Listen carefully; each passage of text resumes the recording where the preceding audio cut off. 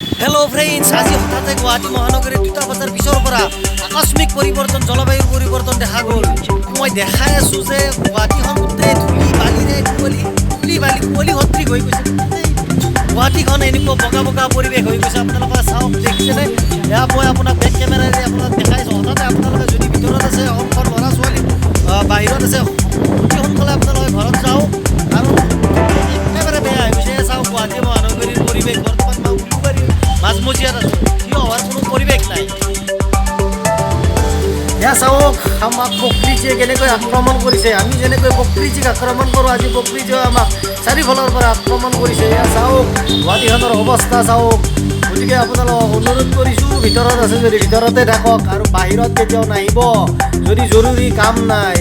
গুৱাহাটীৰ পৰিৱেশ সম্পূৰ্ণ ধূলিৰে আৱৰি ধৰিছে। একেবাৰে আপোনাৰ ৰাতিপুৱাৰ যেনেকুৱা কুঁৱলী পৰিৱেশ হয়, তেনেকুৱা পৰিৱেশ এটা হৈ আছে।